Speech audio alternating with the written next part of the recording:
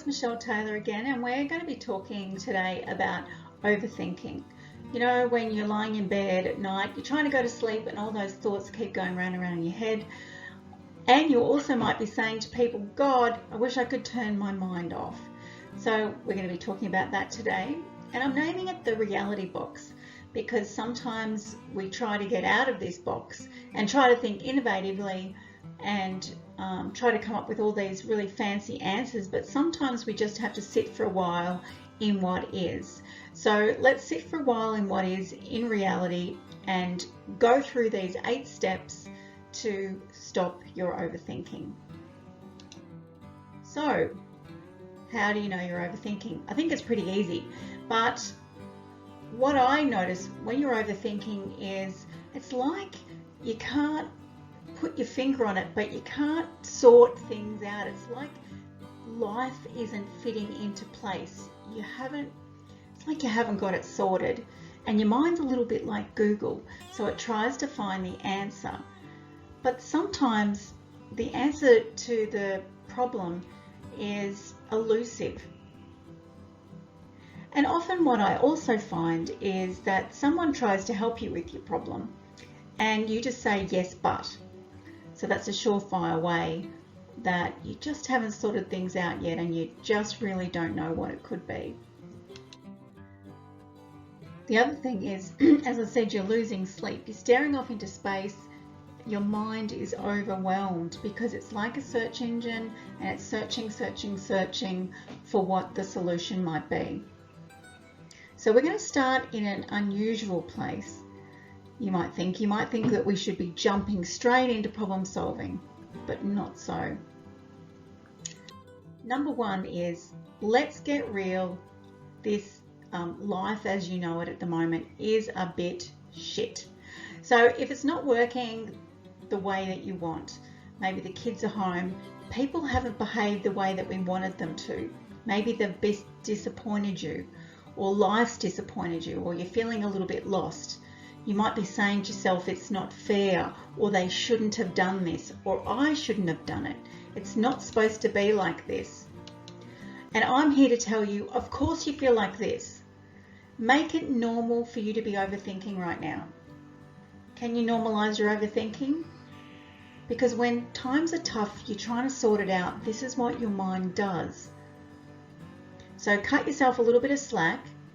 So this step is all about accepting that the reality of life, where you are right now, is not so great. And of course you feel like this. So it's letting go of judgment of yourself. Now for some people this is really hard, letting go of judgment of yourself, or even letting go of judgment of life or somebody else.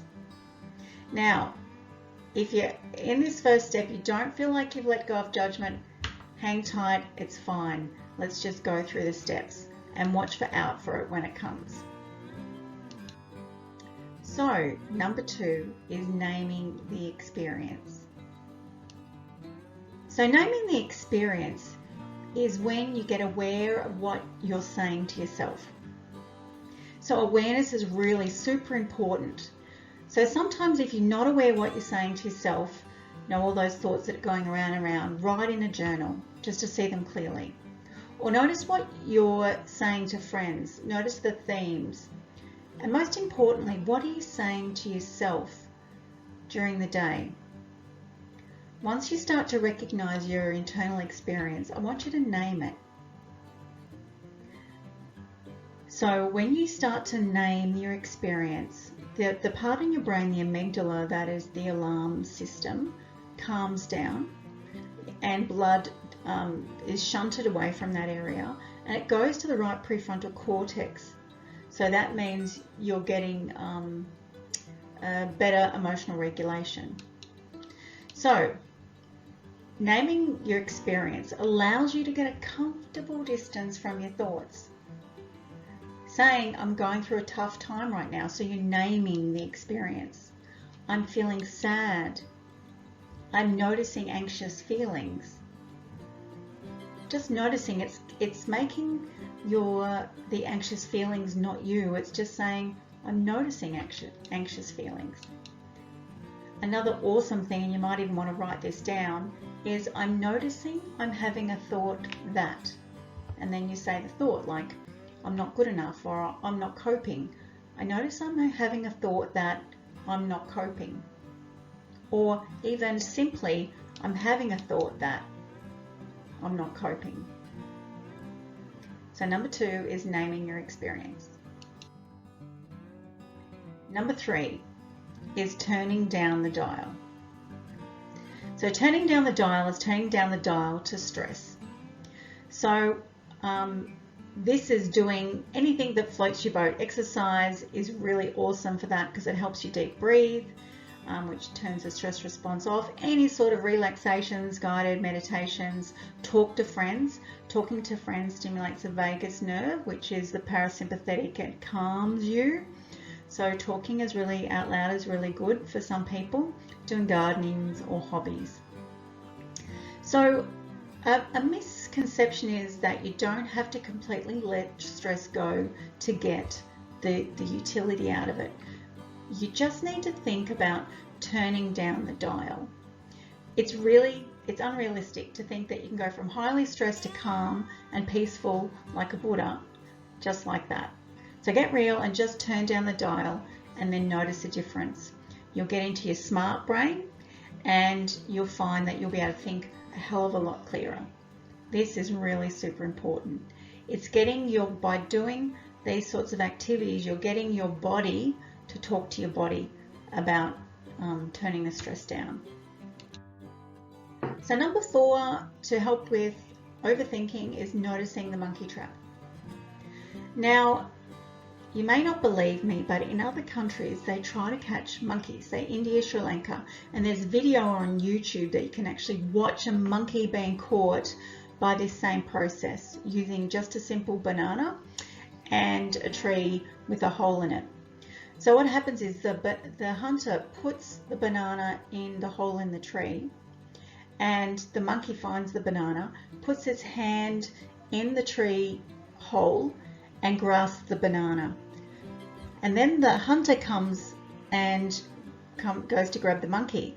Now the monkey all of a sudden becomes really distressed because it can see the hunter in there, but it's hanging onto the banana, and it can't pull its hand out while it's grasping the banana.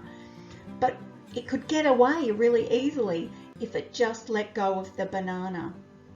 It could escape, but it doesn't.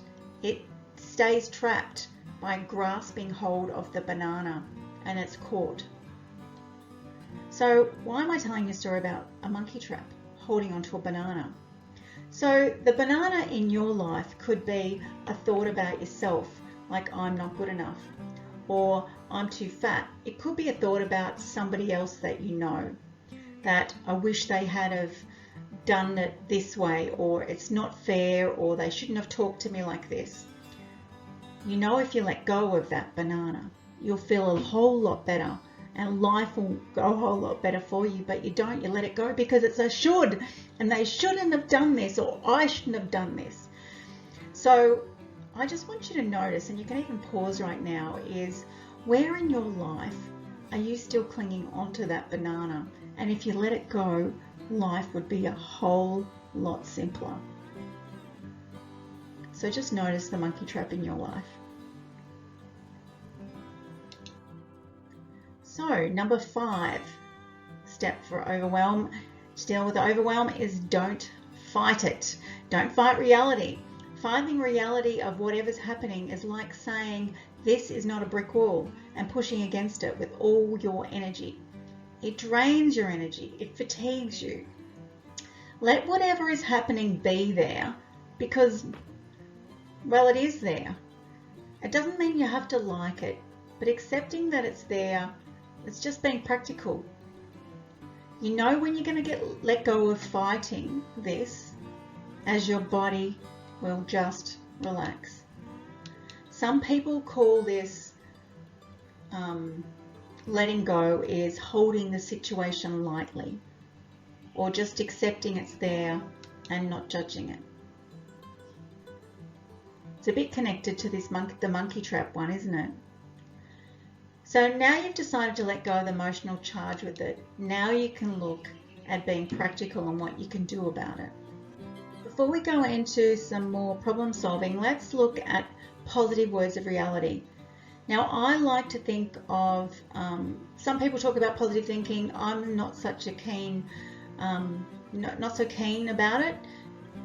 Even though negative words turn on our stress response, sometimes positive word affirmations can do that as well. And I'm sure you've noticed that if you try to say, I'm fine, that your mind's going to let you know you are not fine. And it can make things worse because you start getting into this internal battle. Just like you're saying, I'm calm and peaceful, and your mind says, no, you're not, you're a wreck. So if you're stressed, find statements that can be equally as true as I'm a wreck. It could be, I'm getting better at calming my mind, or I'm a little bit of a wreck right now, but I know if I do a few things, it's going to get better. Bit by bit, I'll get there.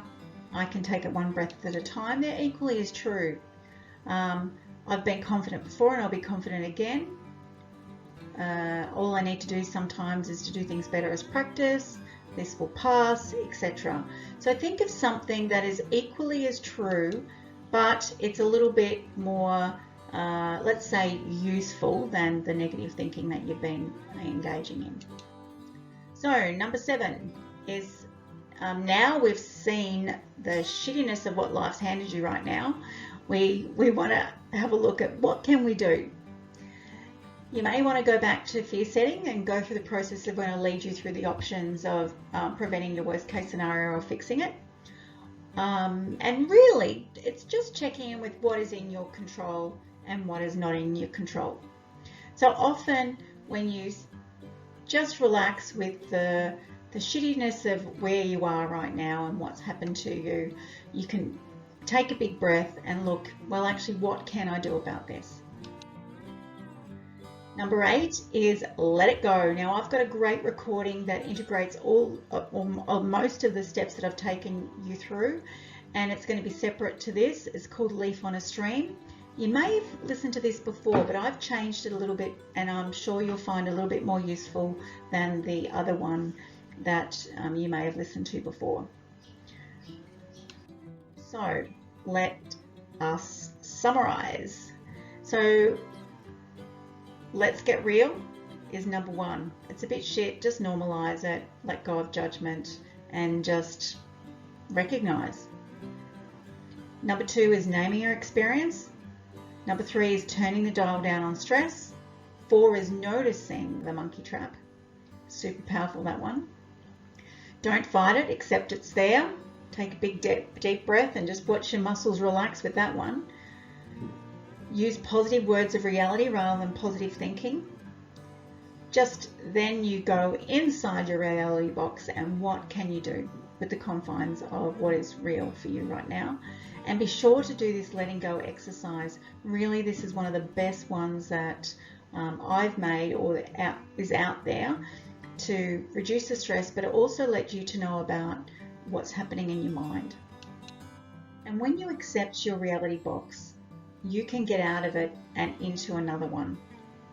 So I hope you've enjoyed this, and be sure to practice and go through this again, just to make sure that you're on track.